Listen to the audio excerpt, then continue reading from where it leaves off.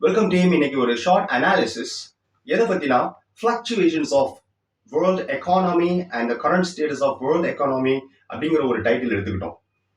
So என்னங்க எனக்கு ஒண்ணுமே புரியல. அதுதானப்பா எனக்கும் புரியல. So fluctuations of our own countries economy என்னன்னு தெரிஞ்சா மட்டும்தான் வேர்ல்ட் எக்கானமி என்ன எப்படி இருக்குங்கிறத ஒரு காமன் மேன் அண்டர்ஸ்டாண்ட் பண்ணிக்கிற முடியும். இங்க நான் ரெண்டு ஃபேக்டர் எடுத்திருக்கேன். ஒன்னு GDP, cross domestic product, and second வந்து மானிட்டரி இன்ஃப்ளேஷன்ஸ் அப்படிங்கிற ரெண்டு எடுத்திருக்கேன். ஸோ இது ரெண்டையும் நம்ம பேசிக் அண்டர்ஸ்டாண்ட் பண்ணிக்கிட்டோம்னா நம்ம பெருசா எக்ஸ்பர்ட்டா இருக்கணும், அப்பதான் வேர்ல்டு எக்கனாமியை பத்திலாம் பேசணும், கண்ட்ரி எக்கனாமியை பத்தி பேசணும் அப்படிலாம் ஒண்ணும் இல்லைங்க. நீங்க சில பேசிக்கை கத்து வச்சுக்கிட்டீங்கன்னா ரொம்ப நல்லது. ஒரு காமன் மேன்ட்ட போயிட்டு வேர்ல்டு எக்கானமி இன்னைக்கு எப்படி இருக்கு தெரியுமா, உங்க நாட்டினுடைய நிலைமை என்ன தெரியுமான்னு கேட்டா அப்கோர்ஸ் அவங்க சொல்ற பதில், என் குடும்ப நிலைமையே எப்படி இருக்குன்னு என்னால சரியா சொல்ல முடியல, ஏன் நிலைமை எப்படி இருக்குன்னு சொல்ல முடியல, நைட்டு வீட்டுக்கு போனா ஒய்ஃபு சோறு போடுவாளான்னு தெரியல, என்னையா உள்நாட்டு பிரச்சனை உலக பிரச்சனை எல்லாம் என்னிட்ட வந்து பேசிட்டு இருக்க அப்படின்னு கேட்பாங்க. கரெக்டான ஆன்சருங்க. ஆனா பேசிக் எக்கானாமிக்கல் நாலேஜ் இருக்குது அப்படிங்கிறது ஏதாவது ஒரு வழியில பிசினஸ் பண்றவங்களுக்கு பயனுள்ளதா இருக்கும். இது ஒரு சமூக கடமையில இதுவும் ஒரு ஒண்ணுங்க. சரி வாங்க மேட்டருக்கு வருவோம். இப்ப மானிட்டரி இன்ஃப்ளேஷன் அப்படின்னு நம்ம நியூஸ் பேப்பர்ல படிக்கிறோம். இன்ஃப்ளேஷன் அப்படின்னா என்ன? என்னோட கொலைக்கு ஒருத்தவங்க மானிட்டரி இன்ஃப்ளேஷன்ஸை ரொம்ப சிம்பிளா எப்படி அண்டர்ஸ்டாண்ட் பண்ணலாம்னு நான் கேட்டதுக்கு என்னைய கூப்பிட்டு அந்த ஆளு 15 நிமிஷம் பாடம் எடுத்தாரு. எடுத்தோடனே பணம் வீக்கம் அப்படின்னா பணம் வீங்குறது இல்லைன்னு கோவம் வர்ற மாதிரி ஒரு காமெடியில ஆரம்பிச்சு அந்த மனுஷனே அதுக்கு கக்கப்புக்க 5 நிமிஷமா சிரிச்சு முடிச்சுட்டு வேமா மேட்டருக்கு வாயான்னு நான் சொல்லிட்டேன். சிரிச்சது போதும் மேட்டருக்கு வாங்கயா அப்படின்னு சொன்னதுக்கு அப்புறம் பொறுமையா 15 நிமிஷம் பேசினாரு. உண்மையிலே சொல்றேங்க, இன்ஃபிளேஷன்னா என்னன்னு கடைசி வரை அந்த ஆள் சொல்லியே முடிக்கல. எங்கெங்கயோ சுத்திட்டு அவருக்கு தெரியலையா இல்ல அவர் சொன்னது என் மண்டைக்கு புரியலையா அப்படின்னு எனக்கு தெரியல. சோ ஒரு காமன் மேனா மானிட்டரி இன்ஃப்ளேஷன்ஸ் எப்படி புரிஞ்சுக்கணும், ஜிடிபி எப்படி புரிஞ்சுக்கணும், இது ரெண்டையும் வச்சு கண்ட்ரியோட எக்கானமியை எப்படி நம்ம அண்டர்ஸ்டாண்ட் பண்ணிக்கலாம், ப்ரிடிக்ட் பண்ணலாம், அடுத்த வருஷம் எப்படி இருக்க போகுதுங்கிறத எப்படி கணிக்கலாம், இதை பத்தி தான் நீ பார்க்க போறோம். ஸோ மானிட்டரி இன்ஃப்ளேஷன் உண்மையிலே ஒரு பெரிய டாஸ்க்குங்க. ஏன்னா மானிட்டரி இன்ஃப்ளேஷன்ஸ் அப்படிங்கிறது பொருளாதாரமே குட்ஸ் அண்ட் சர்வீசஸ் வச்சுதான் இருக்கு. ஸோ ஒரு சைடு நம்ம குட்ஸ் ஒரு பொருளை விலைய மதிப்பிடுறோம், இந்த சைடு பணத்தை மதிப்பிடுறோம். Very simple. பணத்தினுடைய மதிப்பு இறங்கிருது, பொருளுடைய மதிப்பு அதிகமாயிருது. இன்னும் சிம்பிளா சொல்லணும்னா ஒரு 6 மாசத்துக்கு முன்னாடி உங்க ஊர்ல உங்ககிட்ட இருக்கிற கடையில நீங்க வாங்கின ஒரு பொருள் இன்னைக்கும் அதை வாங்கிட்டு இருப்பீங்க. ஆனா நீங்க விலைய கம்பேர் பண்ணி பாத்தீங்கன்னா 6 மாசத்துக்கு முன்னாடி நீங்க வாங்கின பொருள் 10 ரூபாய் இந்தியால, மலேசியால 10 ரிங்கிட்னா இன்னைக்கு நீங்க வாங்குற பொருள் 15 ரிங்கிட்டா இருக்கும், இல்ல 13 ரிங்கிட்டா இருக்கும், 15 ரூபாயா இருக்கும், இல்ல 13 ரூபாயா இருக்கும். பொருள் அதே பொருள், கடை அதே கடை, வெண்டார் செல்லர் எல்லாம் ஒரே ஆளு, ஆனா காசு மட்டும் கூட போய்கிட்டே இருக்கு. ஜாமா அதே பொருள் தான். ஸோ இதுல இருந்து நீங்க என்ன புரிஞ்சுக்கிறலாம், பொருள்ல ஏதாவது குவாலிட்டி ஏற போதா? கிடையாது. அதே குவாலிட்டி, அதே பொருள், அதே பேக்கெட், எல்லாமே அதே தான், சேம். ஆனா விலை மட்டும் ஏறிக்கிட்டே போகுதுன்னா பணத்தினுடைய மதிப்பு இறங்கிக்கிட்டே போகுது அப்படின்னு அர்த்தம். இதுக்கு பேரு தாங்க மானிட்டரி இன்ஃப்ளேஷன். ஸோ பண வீக்கம் அடைஞ்சிருச்சு. பண வீக்கம் அப்படின்னா பணத்தினுடைய மதிப்பு இறங்கிருச்சு.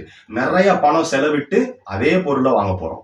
6 மாசத்துக்கு முன்னாடி கொஞ்சம் பணம் கொடுத்து வாங்கின அதே பொருளை இப்ப நம்ம நிறைய பணம் கொடுத்து வாங்க போறோம்ல, இதுக்கு பேரு தான் மானிட்டரி இன்ஃப்ளேஷன்ஸ். ஸோ இது என்னங்க செய்யும் மானிட்டரி இன்ஃப்ளேஷன்னா, எவ்வளவு பெரிய நாடையும் திண்டாட வச்சிருங்க. அப்ப புரியல, இப்ப புரியுது.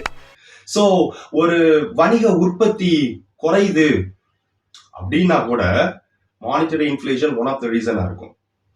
இப்போ வாங்க ஜிடிபினா என்னன்னு பார்ப்போம். Gross domestic product.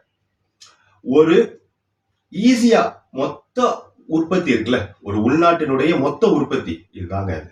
அதை எப்படி அளவிடுறதுன்னா, நீங்க என்ன உற்பத்தி செய்றீங்க அதை ஃபுல்லா ஆட் பண்ணுங்க, கொண்டு வாங்க ஜிடிபி. எவ்வளவு ப்ராஃபிட் எடுக்கிறீங்க, எவ்வளவு ரிசீவ் பண்றீங்க, அதை வச்சு என்னென்ன மாதிரியானதெல்லாம் ரிசீவ் பண்றீங்க அதை ஃபுல்லா கொண்டு வாங்க. இதை வச்சுதான் நம்ம ஜிடிபியோடைய growth நம்ம ஹேண்டில் பண்ண முடியும், ஒரு ப்ரெடிக்ஷனுக்கு நம்ம வர முடியும். இது சிம்பிள் ஃபார்முலா ஜிடிபிக்கு. இது என்ன பிரமாதம், இது விட பெசலைட் ஒண்ணு இருக்கு கூவுடா. உடம்புல வீக்கம் வந்துச்சுன்னா ஊசி போடுறாங்க, சரி பண்றாங்க. ஆன்டிபயோட்டிக்ங்கிறாங்க, சரி பண்றாங்க, இல்ல சும்மாவது கீரி என்னமாவது செஞ்சு எடுத்து விட்டுறாங்க. பணம் வீக்கம்னா என்னங்க செய்யறது? பணத்தை கிழிக்கணுமா? இந்த மாதிரி கோவம் வர்ற மாதிரி காமெடிலாம் என்னென்ன சொல்றான் பாருங்க, கம்பி கட்டுற கதையெல்லாம் எடுத்து போடுறாங்க. நிறைய பண்ணுவாங்க. ஆனா நான் மேட்டரை சொல்லிடுறேன். பண வீக்கத்தை எப்படி கட்டுப்படுத்துறது? உண்மையிலே பெரிய big task, very big task and complicated situation. Of course எப்படி சரி செய்யலாம்? நிதி கொள்கை இருக்கு இல்லையா, மானிட்டரி பாலிசி, பிஸ்கல் பாலிசின்னு சொல்லுவாங்க, அதை ரீஎக்ஸாமின் செய்ய வேண்டியது வந்துடும். வட்டி விகிதம் இருக்குதுல்ல, அதை சரி செய்ய வேண்டியது வந்துடும். அது பத்தாதுங்க, டாக்ஸே என்னென்ன டாக்ஸஸ்லாம் அப்ளை பண்ணியிருக்காங்க அதை ஃபுல்லா ரீஎக்ஸாமின் பண்ணி அதை சரி செய்வாங்க. ஸோ கவர்மெண்ட்டே கிட்டத்தட்ட திண்டாட்டம் ஆயிரும். ஸோ இன்ஃபிளேஷன்ஸை எப்படி நம்ம கணக்கிடுறது? ஒன்றும் இல்லைங்க, சிம்பிள். ஒரு பொருளோட அசல் விலையையும் இன்னைக்கு அந்த பொருளுக்காக நம்ம செலவு பண்ற செலவையும் சப்ராக்ட் பண்ணுங்க. அதுல அதே அசல் விலை இருக்குதுல்ல, டிவைட் பண்ணுங்க அந்த ரிசல்ட்டோட. இப்ப கிடைக்கிற டிவைட் பண்ணதுக்கு அப்புறம் கிடைக்கிற ரிசல்ட் இருக்கு இல்லையா, 100 மல்டிப்ளை பண்ணுங்க, ஒரு பெர்சன்டேஜ் வரும், இன்ஃபிளேஷன் பெர்சன்டேஜ்.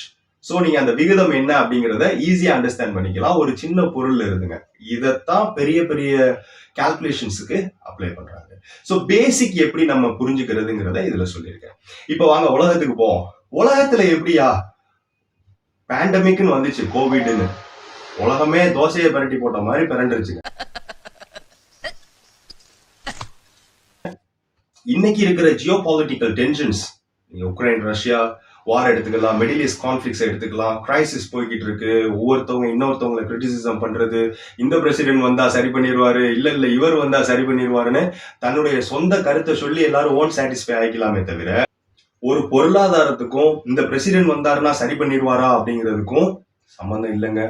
எந்த அளவுக்கு அட்மினிஸ்ட்ரேஷன்ல கரெக்டா இந்த பிஸ்கல் பாலிசி, மானிட்டரி பாலிசி இதெல்லாம் ஹேண்டில் பண்ற அளவுக்கு நாலேஜபிள் பர்சன்ஸ் அங்க இருக்காங்க, அந்த நாட்டுல அந்த ரிசோர்ஸ் இருக்குது, அதை வச்சுதான் ஒரு நாடை காப்பாற்ற முடியும். அரசியல்ல இதெல்லாம் சாதாரணமாப்பா. இன்னொரு நாட்டுல ஏதாவது ஃபிளட்ஸ் வந்துருச்சு, நேச்சுரல் டிசாஸ்டர்ஸ், வால்கானிக் எரப்ஷன்ஸ் ஏதாவது வந்திருக்கு, உடனே பதட்டம், ஊன்னு எல்லாம் கத்தி, நான் தர்றேன் நீ தர்றேன்னு ஃபண்ட் அனுப்புறாங்க. நமக்கு கடவுளுக்கு நிகரான ஆளா இருக்கீங்களே நீங்க, போட்டோலாம் வச்சு டெய்லி பூஜை பண்ணலாமேங்கிற லெவலுக்கு நம்ம ஆளுங்க யோசிக்க ஆரம்பிச்சிடுறீங்க. கிடையவே கிடையாதுங்க. எவ்வளவு தூரம் கொடுத்தாங்களோ அவ்வளவு தூரம் வட்டியை மொத்தமா வாங்கி உங்களை வச்சு செஞ்சிருவாங்க. நம்ம ஊர்ல இருக்கிற வட்டி மாஃபியா, நம்ம ஊர்ல செய்யற கட்ட பஞ்சாயத்து தான் அப்டேட்டட் வெர்ஷன்ஸா மேற்கத்திய உலகத்துல நடந்துகிட்டு இருக்குங்கிறத ஒரு சாதாரண மக்களா நம்ம புரிஞ்சுக்கிற கடமைப்பட்டிருக்கோம். இப்போ வாங்க மேட்டருக்குள்ள வருவோம். டேய் என்ன இலவிடாது, நல்ல விஷயம் தான்டா இது. சோ ஒரு சாதாரண பாமர மனிதனா இந்த ஜிடிபி growth, இந்த இன்ஃபிளேஷன்ஸை வச்சு நான் கணக்கிடுறேன், என்னோட கடமை என்னையா இதுல அப்படின்னு கேள்வி கேட்டீங்கன்னா, really you are a gentleman. So உலக பொருளாதாரத்தை மேம்படுத்துறதுக்கு நான் என்ன செய்ய முடியும்? என் குடும்பத்துல ஒரு வீடு கட்டவே நான் படாத பாடுபடுறேன், நான் எதுக்கு ஏன் உலக பொருளாதாரத்தெல்லாம் மேம்படுத்த போறேன் நீங்க கேட்கலாம். ஆனா வேற வழி இல்ல. ஒரு காமன் சிட்டிசனா உங்களுடைய கடமை என்ன? ஒண்ணும் இல்லைங்க, உங்களோட சொந்த ஃபைனான்சியல் மேனேஜ்மெண்ட் நீங்க என்ன பண்றீங்கிறது தான் உங்க கடமையினுடைய ஆரம்பம். நீங்க கரெக்டா டாக்ஸ் கட்டணும். உங்களுக்கு பக்கத்துல இருக்கிற உள்ளூர் வணிகத்துக்கு, லோக்கல் ப்ராடக்ட்ஸுக்கு சப்போர்ட் பண்ணலாம், தப்பு இல்லைங்க. World level foreign brands, imported items, அதுக்கு கொடுக்கிற முக்கியத்துவத்துல சரி பாதி உள்ளூர்ல இருக்கிறதுக்கு கொடுத்தீங்கன்னா அதுவும் உங்களுடைய கடமையின் ஒரு பகுதி. சோ அடுத்து informed spending decision, savings, investing, taxes, இந்த மாதிரிலாம் இருக்குது இல்லையா, நம்ம அன்றாட நம்ம செய்யறது, ஒவ்வொரு வருஷத்துலயும் நம்ம ஆடிட்டிங்ல நம்ம கொடுக்கறது இருக்குது இல்லையா, அதெல்லாம் நம்மளுடைய ஒவ்வொரு பங்களிப்புமே தன்னுடைய பொருளாதாரத்தை, தன்னுடைய நாட்டினுடைய பொருளாதாரத்தை உயர்த்துறதுக்கு பெரிய வழிவகுக்குது.